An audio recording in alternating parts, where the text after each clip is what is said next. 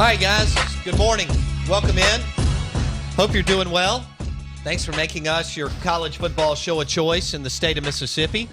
This is the SEC Insider Hit, and it is brought to you by favorites.com. New auto rates, same great service at Farm Bureau Insurance. We welcome in our friend, national college football analyst with ESPN. He is Tom Luginbill. Lugs, good morning. What's up, bud?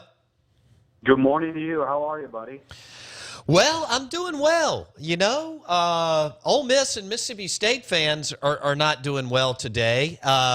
Two poor performances over the weekend, Luke's, in that the MSU defense was lit up, and I didn't see that coming. I wasn't surprised it was a track meet. And then Ole Miss, I definitely didn't see Vanderbilt maybe winning. You could have convinced me of that, but not blowing out Ole Miss with the personnel that they have. So that's where we are today. Yeah, it's probably not an overly fun state to be in if you're a college football fan right now. I told you about that Arkansas team, and they are Jekyll and Hyde. You don't know which one's going to show up on any given Saturday, and they just seem to alternate Saturdays. And this time around, it was Mississippi State's turn.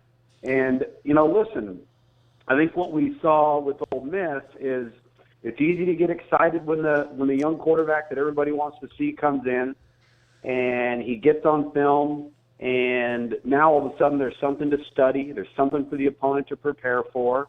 And in this particular outing, I think Vanderbilt's better on defense than people give him credit for. You hold the young quarterback to below 50% in a completion rate, and it has a dramatic effect on the outcome. It sure did. Look, they made him he was uncomfortable. And then they flushed him out of the pocket all night, Luke's. And I'm not here to be – the kid's going to be fantastic. But you've told us over and over, as have several analysts, you want to create space in the pocket, and you want to stay in the pocket as long as you can.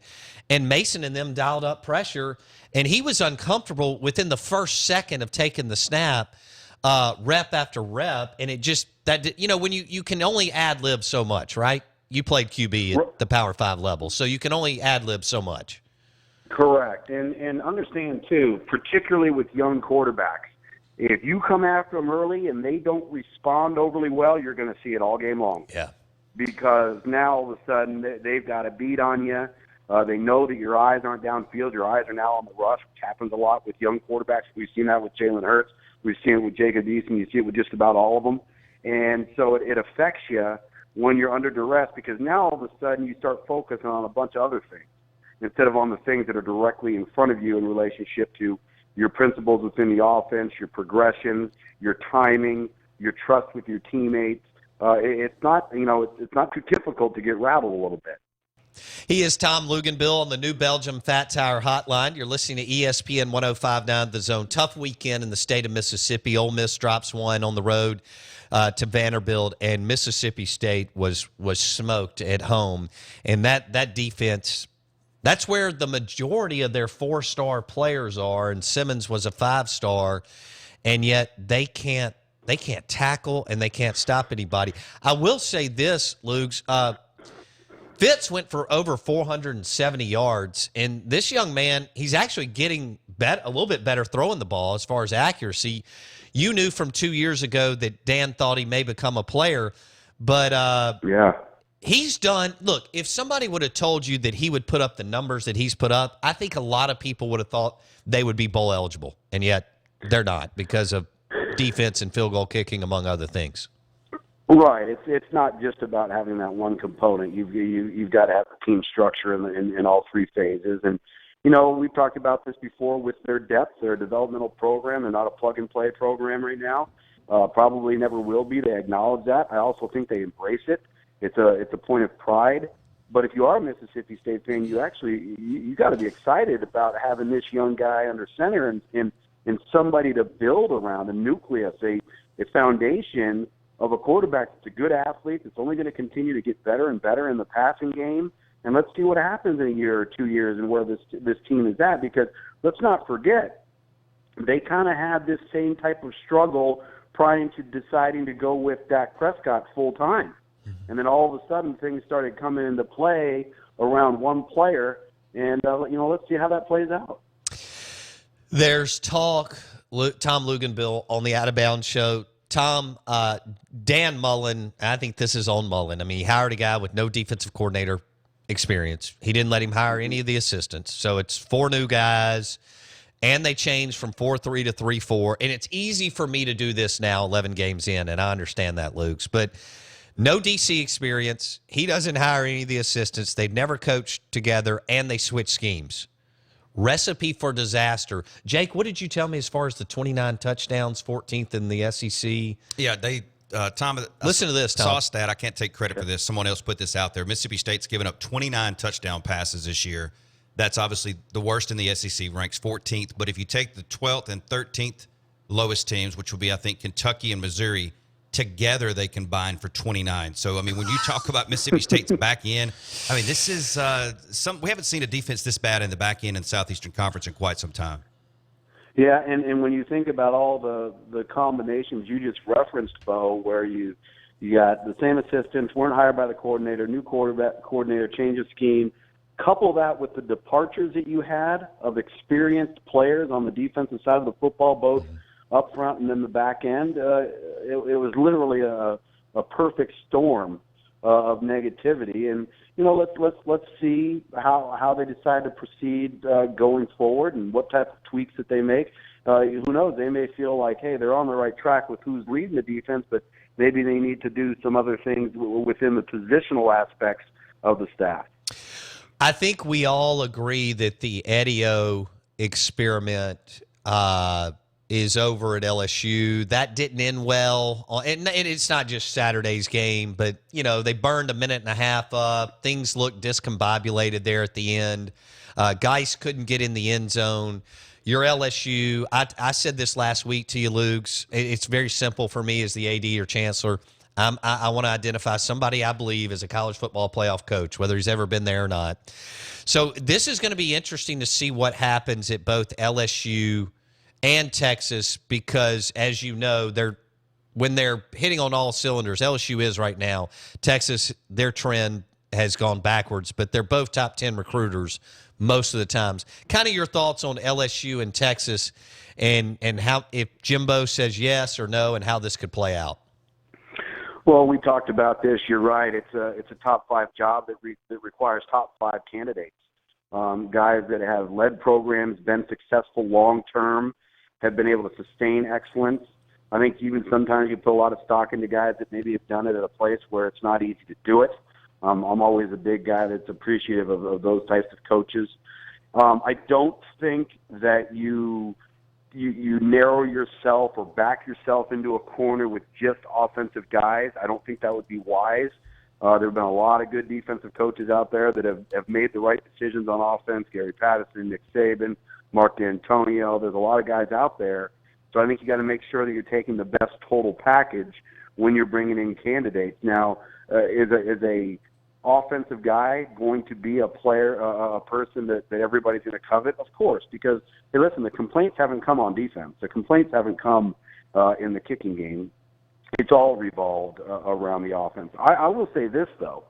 Aside from the coaching perspective of this, I'm still scratching my head and trying to figure out how it is that Leonard Fournette couldn't play because he was injured, and then you have a scuffle in pregame in which you have some shoving matches going back and forth, and now all of a sudden he comes out and he's able to go. Right.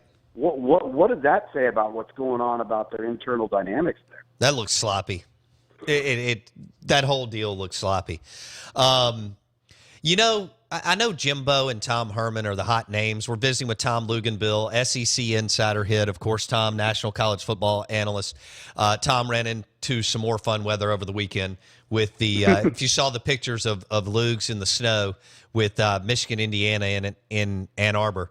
I was reading this, Lugs. Brett Bielema has picked a good year to win some games, and they should win this weekend.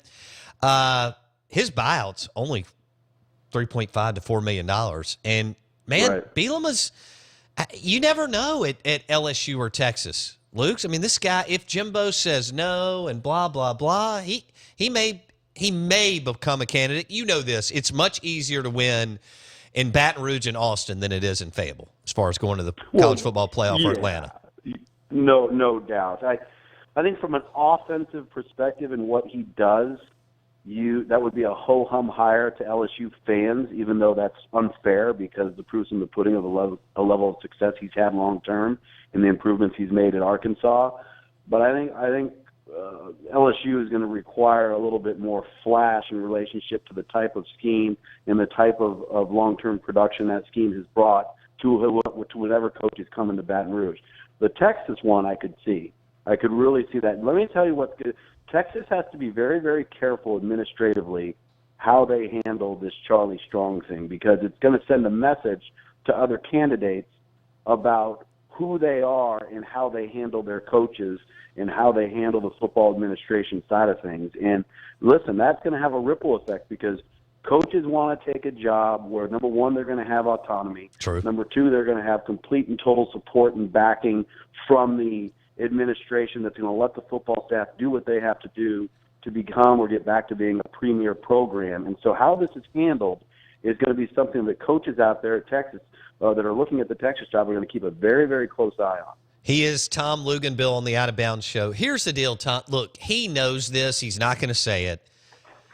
He can't win a national championship at Arkansas. I don't believe he can. No, I'm not even sure he can get to Atlanta. Look, Mullen picked the wrong year to lose. I think he's an excellent coach and would win big, would have the opportunity to win big at LSU or Texas. Bielema and Mike Gundy. I don't know why they're not mentioned more. And some of these other guys, outside of Jimbo, who has a title, I don't know why Bielema and a Gundy. Mullen, wrong year to go 4-8, 4-7, whatever. Right. But if he's on it, both of those guys, if they're honest with themselves, they can't win it all at Oklahoma State and Arkansas.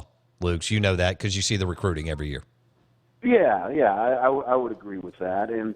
But you're right. I understand with the Jimbo Fisher thing. He was an assistant there. There's a background there. That's why that one's so easy to come up with and why people have pointed to it for a long time now. But I do agree. I just said to you earlier in our previous conversation about my appreciation for guys who've done it long term and done it at a place where it's not easy to do. You got to look long and hard at those guys. So Dan Mullen, if you're Texas and LSU, and he's an offensive guy that's had a proven system that's been successful, it's had marquee players thrive in it. How are you not looking at somebody like that? We'll wrap it up here. We're visiting with Tom Luginbill. Luke's is not on tomorrow, so we're extending this a little bit today. Mike Leach, he's another one that's winning at a very difficult place. Already did it for 10 years at Texas Tech. The only way we get the domino effect, Luke's, I think, is if Jimbo leaves, Bielema leaves, Gundy leaves, because then you start having to hire a coach for that spot and then the next spot and so on. That's fun for us, but it could be wild depending on the press conference today in Austin, Texas. And then Jim Moore Jr. UCLA to me is still a great job. You can you roll out of bed and you trip over players out there. So and he's recruited well. But you also have different admission standards there. That's the tough thing about UCLA that USC, being a private school, doesn't deal with. But you're right. I'll be actually surprised if that job doesn't come open. Wow. That's the thing that's going to be interesting. It's the administrations across the country right now. They're also looking at the situation that took place with LSU a year ago, and all this talk we've had about, should LSU have done this a year ago? Should they've already taken care of it and hit the ground running and moved forward? Don't think for 1 second programs that right now are having consideration about the leadership of their football program aren't looking at that, seeing how it was handled, and then seeing how it played out, which was not positive. It was negative, and it extended things unnecessarily. So those decisions will start being made here sooner rather than later because keep in mind, once we start in December, you've got 2 weeks of recruiting that you can do before you go into a dead period. That's right. So what you want to do is you want to be able to get that coach in place so he can get on the road, put his staff in place, then take a little bit of a breather during that dead period to be able to really map out how the month of January, which is going to be critical for new coaching staffs, how that's going to play out for them leading up to National Signing Day. Right, and with all these high school guys graduating early, that 2-week stretch that you just talked about is even more important today. And then you throw in the JUCO players that are mid-semester signees or Christmas signees. Tom Luginbill, ESPN 105.9 The Zone. Tom, let's take 60 seconds and just get your thoughts on a couple of rivalry games. Michigan at Ohio State. How do you see it? The Michigan team I saw this weekend cannot beat Ohio State. Now, I don't know if that's the team we're going to see take the field versus Ohio State. Jim Harbaugh is playing things very close to the vest with the quarterback situation because that team is not the same team without Wilton Speight. Yeah. It was very clear that Jim Harbaugh did not have confidence that the offense could be run to the level it's been run before. They couldn't get in rhythm. I give Indiana a lot of credit. They're a better team than people think. I think they've got an opportunity to beat Purdue this week and go to the bowl game for the second time in a long, long time. And so I think it's going to be difficult for Michigan to go on the road if that backup quarterback's playing for them and have a chance to win. And then South Carolina and Clemson. Is there anything that, look, Muschamp, as much as we've taken some shots, Muschamp's done a great job this year. They're super young. Do you give them any shot to make that interesting, or Clemson runs away with that? I think it will be interesting early. That's actually my broadcast. It'll be prime time on Saturday night, so I'm looking forward to that one. Listen, that quarterback that South Carolina's got that should be playing in high school right now literally graduated not a semester early, an entire year early. Heck, we had him as an invite to the Under Armour game. He had to call me and tell me that he couldn't play in it because he was enrolling in South Carolina. They've got a great nucleus around him. That not only are they young, they're not overly talented. I think this is one of the best coaching jobs in college football this year. When you consider that roster, I saw them in the spring. They were not very good. So I think it will be close. It's a rivalry game, but I don't know if they can hang and hold up for 4 straight quarters. I think Clemson got woken up 2 weeks ago, took it out on Wake Forest, and knows what's in front of them and that they control everything. All right, LSU A&M, I think he'll be on the hot seat, but I think Sumlin survives. However, he needs to win this. I think he survives either way this weekend, but he needs this W. I have no idea what to expect with these two teams, Luke's. It's at A&M. I don't either. Yeah, and there's obviously real issues at the quarterback position for Texas A&M. And quite honestly, let's call it what it is. I've never been a huge Trevor Knight fan, but can you imagine what would have happened to this team if Trevor Knight had not transferred to Texas A&M? Whew. They'd have been in real trouble. And that's on Kevin Sumlin because that goes back to losing 2 bona fide starting quarterbacks that are very talented, that will likely end up being starters next year in major college football, that left the program within a month. And so they're very fortunate to have had the services for the time that they did of Trevor Knight, or we could be having an entirely different conversation. I can't wait to see what happens this weekend. Thursday, Friday, Saturday, college football. Lugs is calling South Carolina and Clemson. Hey, Tom, thanks so much. We wish you and your family a happy Thanksgiving, and thanks for working with us this week. Absolutely. Thank you, guys. Have a great Thanksgiving. Drink a couple cold ones, eat some turkey, do all that good stuff. Done deal. Thanks, Lugs. Be good, bud. See you, Tom. All right. Tom Luginbill on the New Belgium Fat Tire Hotline. I welcome in Jake Wimberly, The Drive at 5, ESPN 105.9 The Zone. All right. So, Sumlin, he's not the answer. It's just a matter of when for him. Yeah. It's not if, it's when. But I think they'll give him one more year. And, by the way, they have to start a freshman next year. Unless they get a JUCO transfer or another transfer, Jake, they have to start a freshman. Yeah, he started talking about that, and I know that just kind of gets your memory going. When you're talking about losing Kyler Murray and Kyle Allen last year, 2 5-star guys. And Kenny Trill Hill before that. Yeah, that's right. That's 3. 3 guys. And Trevor Knight, I mean, he needs to really give that guy a big bear hug. He saved his season this year. No doubt. Jake Hubenot, could you imagine if he was the guy all year out at Texas A&M? They're staring 4. Yeah. Right now they're 8-3. They could be going into this game with 5 wins. That's crazy. I mean, you get smoked by Mississippi State. That game wasn't close. The score was not indicative of the way the game was played. And then what Ole Miss did in that fourth quarter. Yeah, I still think they're the sleeping giant of college football. Oh yeah, when you look at it, you're talking about a team in the Southeastern Conference. They have the biggest endowment in the Southeastern Conference, more money than anybody in the conference, and it's not even close. It's crazy. I think Florida's a distant second, maybe if my memory serves me correct on that. But you're talking about the state of Texas, powerhouse money with, UT sitting over here, Texas A&M. They're the sleeping giant. It's just it's a matter of time, I think, for Kevin Sumlin. One more year, probably. Bielema. 4 million today is a chump change buyout. It's not 10 million like Petrino. It's not 12 million. Will Bielema be on the radar for LSU or Texas, depending? Let me just go ahead and tell you guys this. I would rather, if I'm Texas, I'd rather hire Brett Bielema than Tom Herman. And I know he's the super hot, sexy pick right now, but Bielema has done it longer, and he did it at Wisconsin and Arkansas, and they were 12-5 coming out their last 17 games in the SEC. Bama was 17-0, Arkansas was 12-5. They were the leader along with one other team behind Bama. Yeah, I really, not that I even know Brett Bielema, owe him an apology because I didn't think he was going to get it done at Arkansas.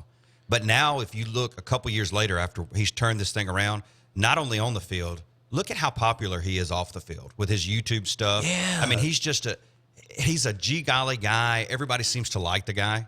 And I think he would go well with anybody's alumni base, fan base. I think it would be a good hire for somebody. I really do. I think he's doing a great job. He can't win big. What Mullen and Bielema, and to a certain extent Freeze, but he's moved the needle a little bit more in recruiting. Can you really get to Atlanta and win a college football playoff championship? No. You can't. I mean, think about He Arkansas. knows that. Yeah. I mean, Houston Nutt couldn't do it, and he had some nice years at Arkansas. Yeah, they went 10-2 or 1 or something. Bobby Petrino couldn't get it done. Right. Sugar Bowl, loses to Ohio State, but still was rolling. Yeah. But you're in Fayetteville. So I think Bielema for me would be a better candidate. Not that Herman can't be wildly successful, but for me, I like to see what, he goes into Wisconsin, wins. Arkansas was a total rebuild. Gets hammered his first 2 years. I think he's 13-5 in his last 18 SEC games. That's strong at Arkansas. That is. You may hang around 10 more minutes. Yeah, I got 10 more minutes. All right. Jake Wimberly, Drive at 5 on ESPN 105.9 The Zone. We welcome you in on a Monday. Tough week for the Ole Miss Rebels and Mississippi State Bulldogs. We could have a good game in Oxford. I don't know. I have no idea what to expect from the Rebs and the Bulldogs. Ole Miss should win the game, but that doesn't necessarily mean anything this year. Live in the Bank Plus studio, Out of Bounds, ESPN Radio, brought to you by the C Spire iPhone 7 on their Max Range LTE network.